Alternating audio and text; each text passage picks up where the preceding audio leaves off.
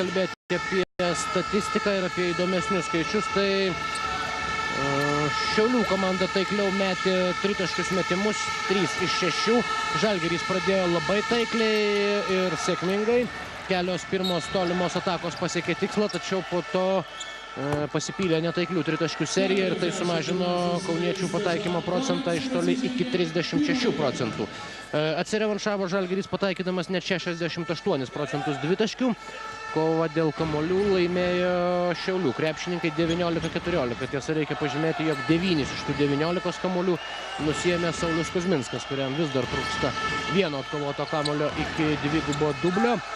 O Mantas Ruikis įkvėptas Marijaus Prekevičiaus tritaškio pataiko taip pat antrą tolimą metimą ir mažina skirtumą iki 7. Matydami, jog su Žalgiriu, kovojant su Žalgiriu reikia panaudoti visus galimus ir turimus ginklus. Šiauliai trečiajame kėlinyje po didžiosios pertraukos vis dažniau siunčia kamuolį savo snaiperiams į rankas, o tiek kol kas atakuoja be klaidų.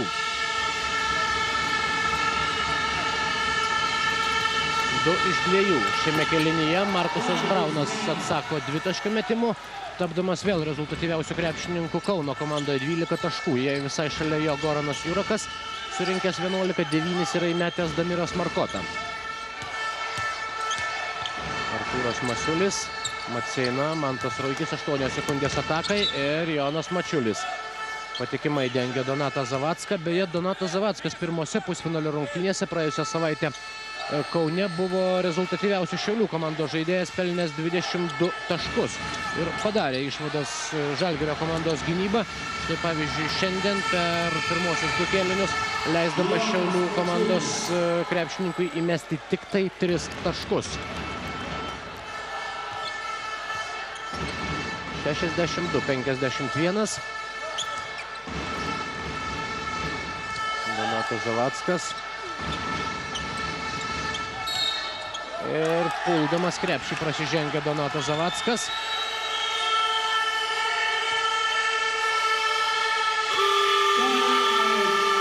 Šiaulių komandos treneriai prašo minutės pertraukėlės, Žalgiriui pirmaujant 62-51.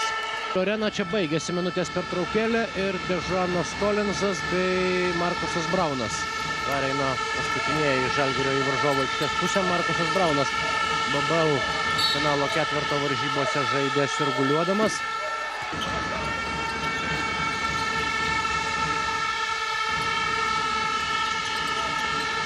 Paulius Jankūnas gauna kamuolį ir gražiai blokuoja jo metimą Artūras Masiulis, nutraukdama Žalgirio komandos ataką, kuri pagal, matyt, Pauliaus Jankūno sumanymą turėjo baigtis dėjimu į Šiaulių komandos krepšį.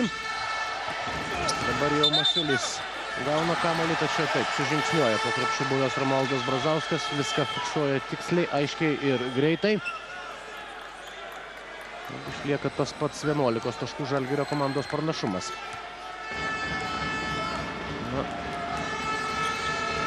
Jeigu prisiminsime reguliarųjį sezoną, tai Žalgirio komanda liko antra turnyro lentelėje, 16 pergalių ir 2 nesėkmės. Į priekį praleidusi tik Vilniaus Lietuvos Rytas, Šiauliai užėmė 3-ąją vietą, 12 pergalių ir 6 pralaimėjimai. Žaisdami išvykoje Kauno Žalgirio krepšininkai kluptelėjo tik 2 kartus. Vieną kartą Vilniuje, žaisdami su Lietuvos Rytu, 6 pergalės ir 3 nesėkmės.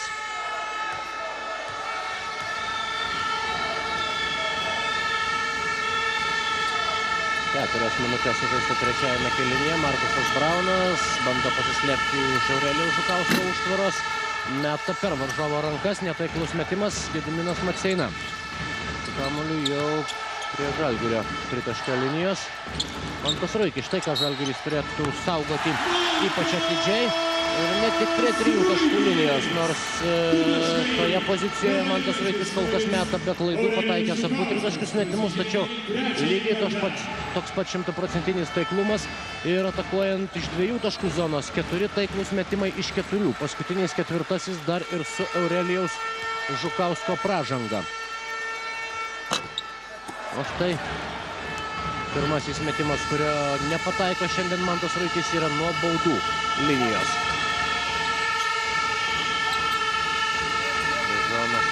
Kolinsas ir perdavimas ten, kur turėjo būti Aurelijus Žukauskas. Kolinsas nustebęs labai, kuomet kamuolys nieko nelietęs lekia už aikštės ribų. Aurelijus tuo metu buvo užsiėmęs pasistumdymų ties pražangos riba su Artūru Masiuliu. Dabar jau toks pat pasistumdymas, tik tai kitoje aikštės pusėje. Ir pražanga Aurelijui Žukauskui. 9 taškus, surinko juos per 10,5 minučių. Artūras Masiulis dabar mažina skirtumą iki 8 taškų. Antrąjį kėlinį Žalgirio komanda laimėjo 3 taškais. 24-21. Ir apylygė kova kol kas vyksta per tas pirmasis 5 šio kėlinio minutės. Gražus Dežono Kolinso perdavimas, tačiau nepagauna kamuolio Damiras Markota. Galbūt ir nesitikėjo tokio staigaus ir paslėpto perdavimo iš savo komandos draugo. Paulius Jankūnas prasižengia, antroji pražanga jam ir 5 komandinė Žalgiriui. Tai reiškia, jog Šiauliai vėl greičiau negu varžovai gauna teisę į baudų metimus. Priešininkams peržengus 4 komandinių pražangų ribą. Apskritai, kol kas šiauliečiai metė 3 kart daugiau baudų negu jų varžovai. Tiesa, štai dabar abu kartus pro šalį atakuoja Gediminas Maceina ir pagal pataikymo procentą šioje kategorijoje Žalgiris vis dar turi persvarą. Marius Prekevičius. Vienas iš stabiliausių turbūt Šiaulių komandos žaidėjų. Labai sėkmingas sezonas Mariui Prekevičiui ir neatsitiktinai jį nukrypo jau ir Lietuvos vyrų krepšinio rinktinės vyriausiojo trenerio ir apskritai trenerių. Akis yra įtrauktas į išplėstinį kandidatų sąrašą Marius Prekevičius ir matyt šią vasarą sportuos, o ne ilsėsis Marius Prekevičius. Kaip beje ir pora žmonių šiandien žaidžiančių prieš jį.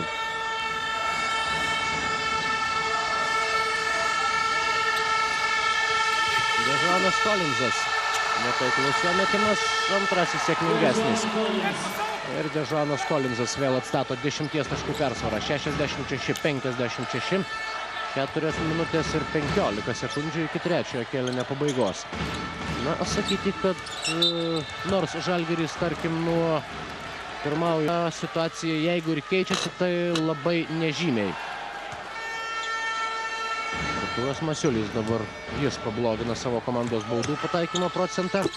Čia dažnai, tačiau tik labai vidutiniškai taikliai šiandien Šiauliai nuo baudų metimo linijoje. 60 procentų taiklumas. Ir 9 taškų Žalgirio komandos persvara, likus žaisti lygiai 4 minutės trečiajame kėlinyje. Viena pusfinalio serija, kaip jau minėjau, baigėsi. Alytuje Vilniaus komanda sugebėjo neprisidaryti savo problemų ir iškovojo antrąją pergalę. Žalgiris kol kas didelių problemų taip pat išvengė čia Šiauliuose. Ramus Žalgirio krepšininkai būti dar negali, tačiau didžiąją rungtynių dalį jie kontroliuoja situaciją ir nesuteikia pernelyg daug vilčių Šiauliams. Paulius Jankūnas prasuoja tuos į savo į krepšį praleidžiamus taškus, tačiau štai Jurakas, Markota ir Jankūnas jau yra prasižengę po 3 kartus. Aurelijus Žukauskas surinkęs 4 pražangas ir